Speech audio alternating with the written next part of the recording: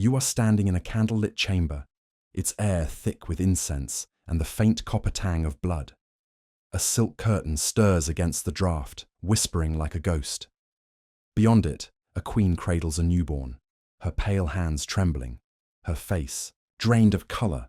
The child does not cry. The silence is unbearable, an omen. Courtiers whisper in corridors. Doctors prepare remedies of crushed pearls and mercury, and priests murmur that the womb itself has betrayed the throne. Yet no one dares to speak the truth aloud, that the bloodline meant to preserve power is poisoning itself.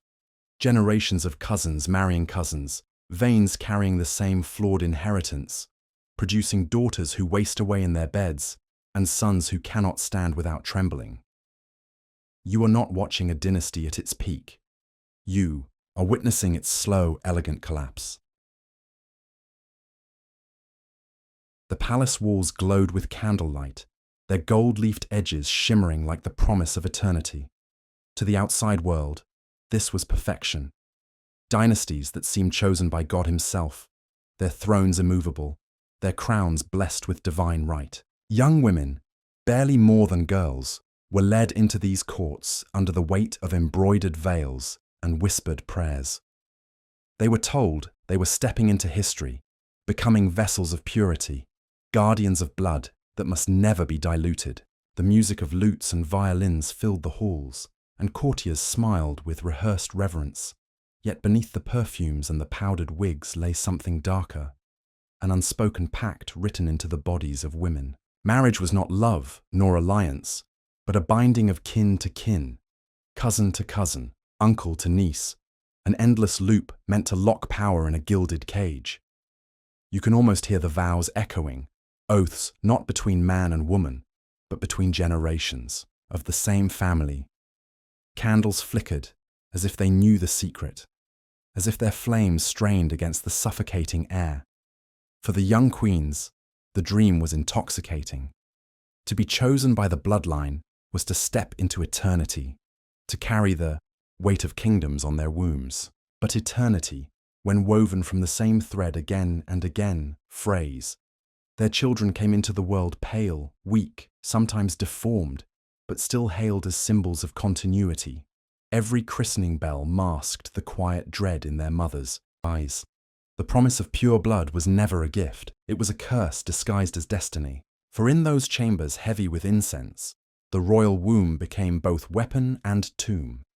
And though the portraits would later depict these women in silks and jewels, with crowns resting on their powdered hair, the truth lingered in silence.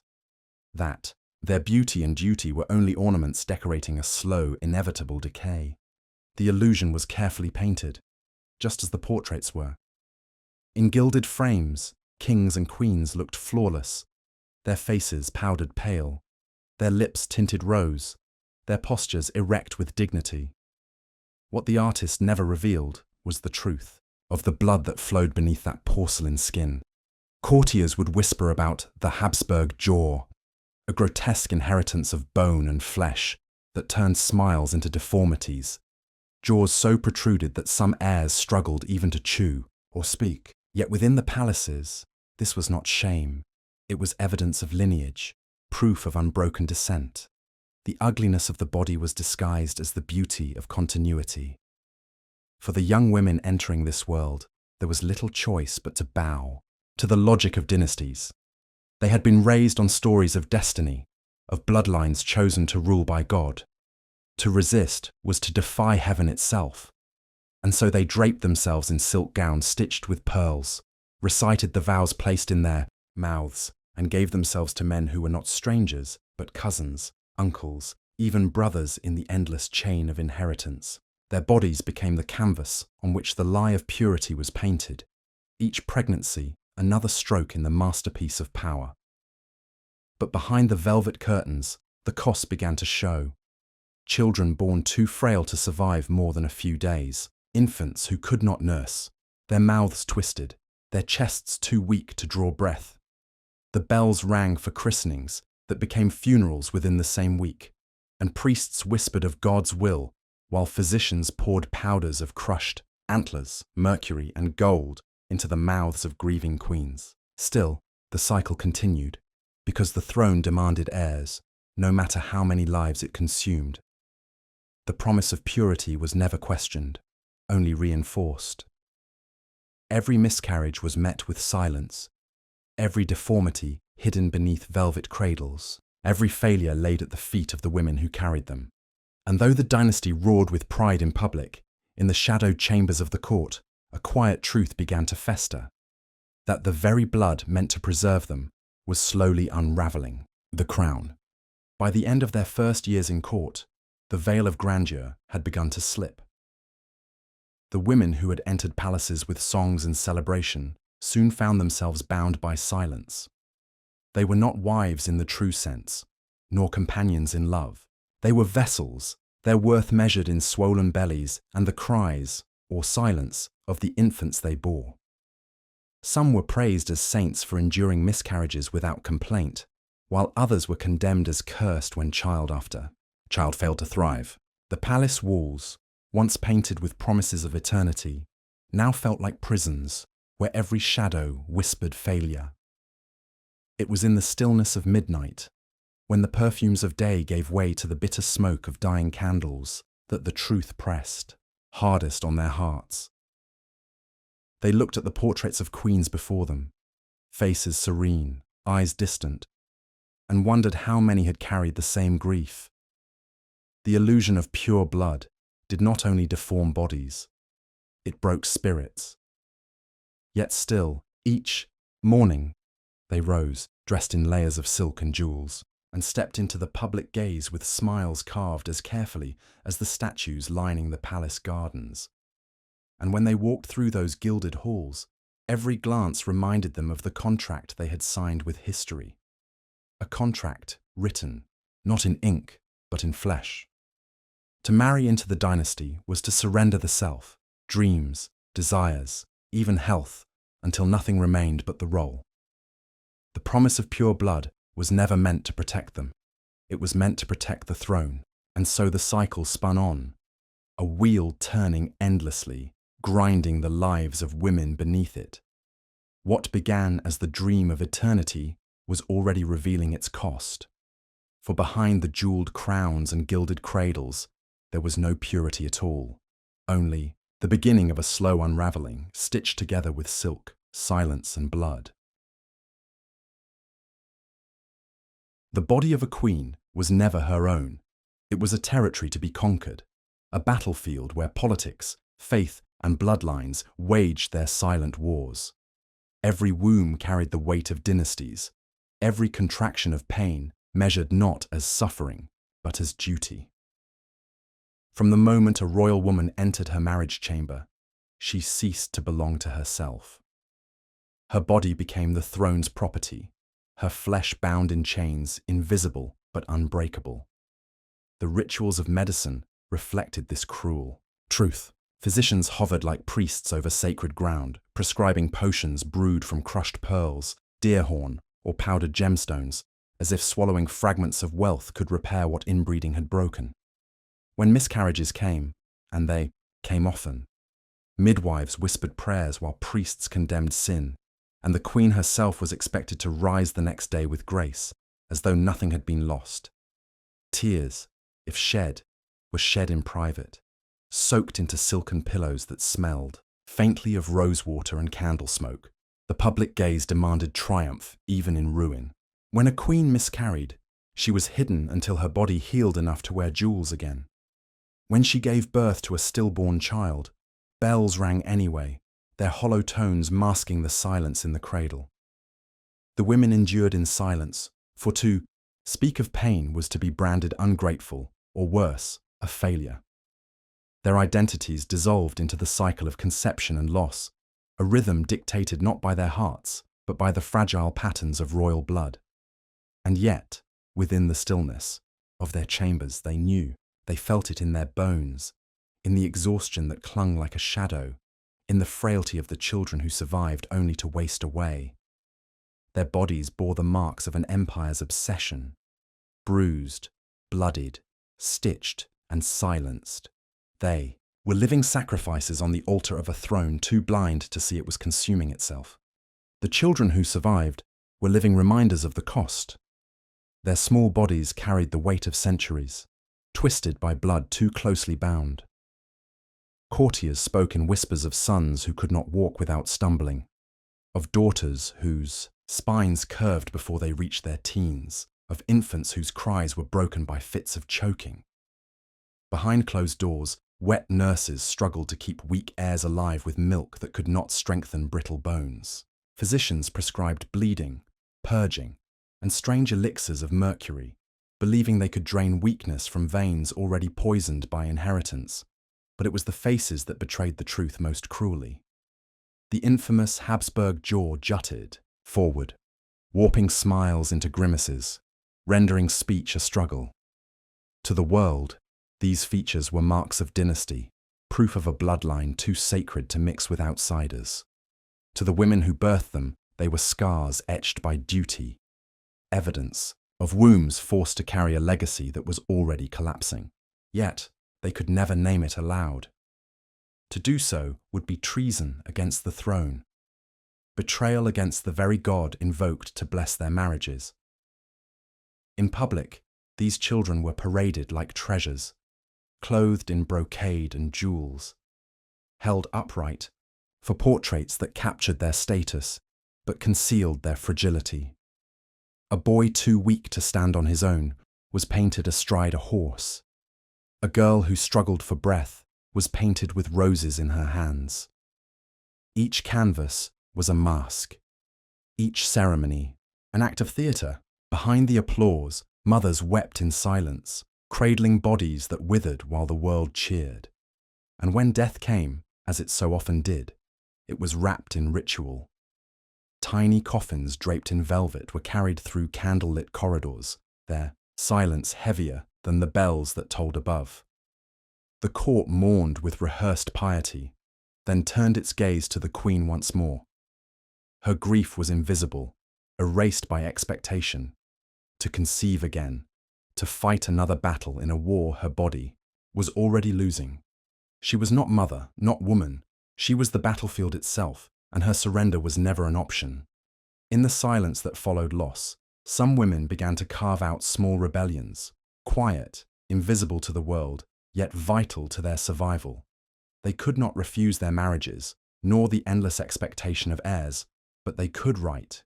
Hidden among prayer books and letters, diaries began to fill with words that no one else was meant to see. In them, queens confessed the exhaustion of endless pregnancies, the terror of blood-stained sheets, the unbearable loneliness of chambers filled with empty cradles. Their grief was pressed between pages like wilted flowers, fragile but enduring, preserved for eyes centuries later. Others sought solace in rituals of their own making. Some lit candles at night, not for prayer, but for remembrance, naming the children who had never lived long enough to be christened. Some clutched rosaries not in devotion, but as chains of silent defiance, holding each bead as though it were a heartbeat they had been denied. Servants whispered of queens who drank bitter herbal teas to dull their bodies, who feigned illness to avoid the marriage bed, who begged midwives to keep their secrets. These were not grand revolts. They were acts of survival within a war they could never win. Still, the mask had to be worn. By day, they walked through gilded halls draped in jewels, their faces composed into serenity. They played the role expected of them, devoted wife, patient mother, silent queen. But behind their eyes flickered the knowledge that their lives were sacrifices demanded by men who would never understand the toll. They knew their bodies had become graves as much as vessels, and they carried the weight of that knowledge in silence. The palace called them symbols of purity, but in truth they were warriors without recognition, women whose battlefields were their own bodies, whose scars were invisible, and whose victories would never be sung. And as the candles burned low each night, their shadows whispered the truth, that the throne had demanded not just their blood, but their very selves. The grandeur of the court could not mask the cracks forever. Behind the silks and ceremony, whispers spread like smoke through gilded corridors. Heirs who should have been the pride of empires were instead hidden from sight, limbs twisted, jaws malformed, minds clouded by seizures or fevers that never broke. At banquets, princes raised goblets with trembling hands that betrayed their weakness. At weddings, brides walked down aisles knowing the husbands awaiting them were already fading, their bodies betraying them before their reigns began. What had once been whispered only in servants' quarters now leaked into the open, that the throne itself was rotting from within. Still, portraits told another story. Painters were commanded to smooth deformities, to straighten crooked spines, to soften jaws too large for delicate faces. The brush became a tool of propaganda, transforming fragile bodies into symbols of majesty. To the world beyond the palace, the dynasty looked eternal. But those who lived within its walls saw the truth in every sickbed, every midnight cry, every physician's desperate prayer over another fever-stricken child. And the women, always the women, bore the sharpest edges of blame. When heirs were weak, it was the queen who was accused of failing. When stillbirths came, her body was said to be cursed. Priests warned of sin, courtiers whispered of witchcraft, even as the truth was clear. It was not her fault, but the bloodline's own cruel entanglement. Yet she could never say so aloud. To speak the truth was treason. To remain silent was survival. The illusion of eternity was fraying, threads unraveling with each weak heir carried to the altar, each secret burial carried out by candlelight.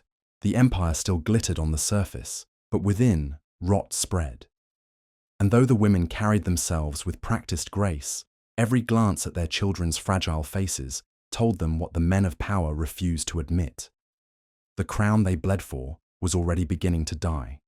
The bells rang often, but not always in celebration. Behind the heavy oak doors of palaces, the sound of mourning echoed far more frequently than the public would ever know. Tiny coffins were carried through side passages at night, their velvet coverings chosen to disguise how small the bodies beneath them truly were. Priests muttered hurried prayers, servants wept in silence, and the women who had birthed them were left to swallow their grief like poison. Yet, by morning, the palace returned to its performance, banquets held, music played, ambassadors greeted. The dead were buried not only in earth, but in silence. To the outside world, everything appeared untouched. Processions displayed heirs as if nothing were amiss. Portraits immortalized them in armor and silk. But those close enough to see knew better. A boy whose lips turned blue in winter was painted with a hunting horn in hand. A girl who could barely breathe was adorned with roses in her lap. The mask of eternity grew heavier with each stroke of the brush, and beneath it, truth suffocated. Whispers began to creep into the streets. Commoners spoke of curses, of God punishing kings for arrogance.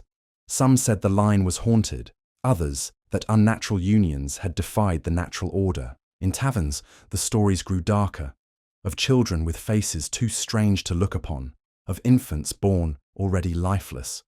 Rumor became prophecy, prophecy became fear. And within the court itself, suspicion turned inward. Women were blamed most, of all, accused of carrying bad omens in their wombs, of being witches who poisoned the cradle. Their suffering became yet another weapon turned against them. Yet even as the dynasty cracked, the system persisted. Marriages between cousins continued, each union tightening the noose. The throne demanded heirs, no matter how fragile, no matter how cursed. The silence that covered the coffins at night was the same silence that held every queen in its grip, the unspoken knowledge that the crown they served was killing itself, one child at a time. By the turn of the century, the decay could no longer be hidden. Dynasties once feared and revered stood on trembling legs, their heirs too sickly to command, their marriages too entangled to strengthen alliances.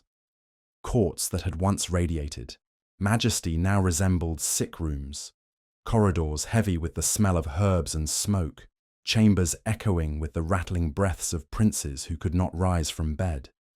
The illusion of eternal power, upheld for centuries by portraits and proclamations, began to collapse beneath the weight of truth. The women bore the brunt of this collapse. Some were quietly discarded, sent to convents under the guise of piety, their bodies deemed useless to the bloodline they had tried to sustain.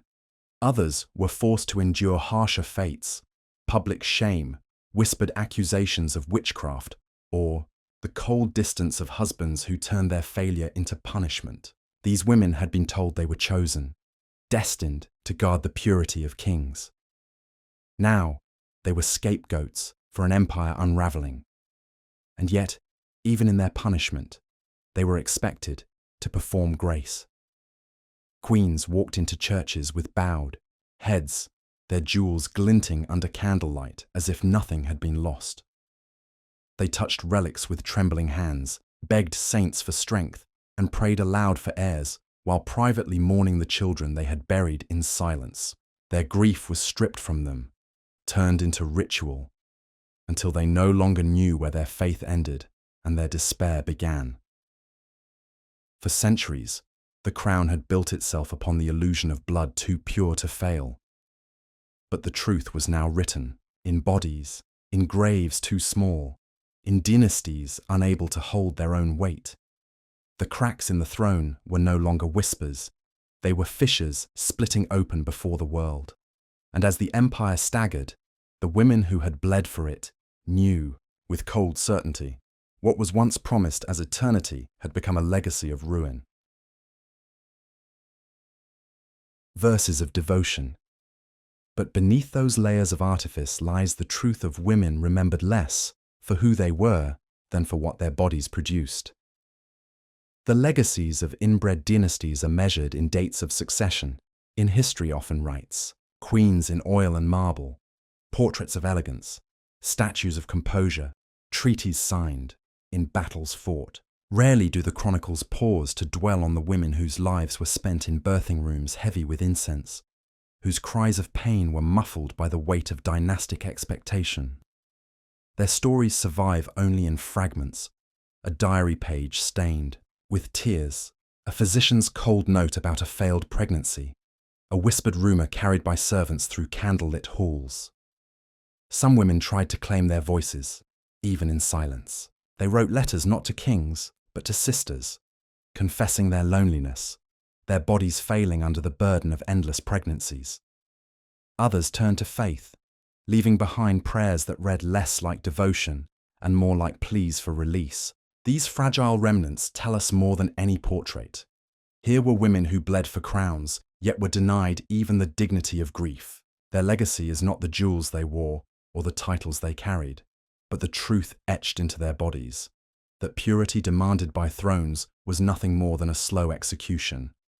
And yet, there was a cruel irony. Dynasties collapsed, not despite these women's sacrifices, but because of them.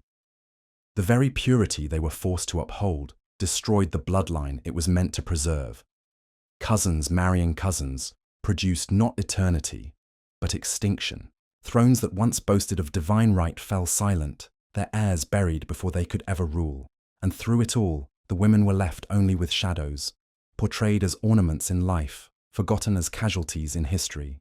The fall of dynasties was rarely sudden. It came like rot in the beams of a palace, slow, unseen, inevitable. In the Habsburg courts, courtiers whispered of heirs who could not speak, who stumbled when they walked, who trembled under the weight of a crown too heavy for fragile skulls. Physicians wrote reports in guarded Latin, diagnosing melancholia or weak humours, careful never to name the truth. That centuries of marriages meant to secure kingdoms had instead condemned them. The women who bore these heirs became living witnesses to the slow collapse. Their bodies endured miscarriages that filled crypts instead of nurseries, their survival treated as secondary to the possibility, however slim, of producing one more fragile prince. In Spain, servants recalled the final Habsburg king, Charles II, a man so disfigured by generations of inbreeding that he was called El Hechizado, the bewitched. His mother, Mariana of Austria, had been married off as a teenager to her uncle, and her life became a relentless series of pregnancies, most ending in tragedy. She clung to faith and ritual, praying for miracles that never came, watching her son grow weaker with every year, a living symbol of a dynasty's decay. Behind the tapestries and processions, Mariana was haunted by the knowledge that her sacrifice had not preserved Spain's glory, but ensured its downfall. And so it went. Across Europe, women who had been promised to crowns as if they were gifts, their names remembered only in marriage contracts and burial records. Some carried the shame of being blamed for their husband's failures, accused of sterility when it was their husband's bloodlines that were already too broken. Others retreated into silence, their suffering hidden behind veils of etiquette and obedience. The chronicles called them queens, empresses, duchesses, but in truth, they were the shadows of collapsing empires, their bodies the battleground on which the fight for lineage was lost. By the end, the illusion of divine destiny had withered, leaving only broken heirs and grieving mothers in its place. Yet the chronicles rarely mourned the women who carried this burden. Their suffering was disguised beneath gilded titles, their humanity erased by the cold language of treaties and dynastic charts.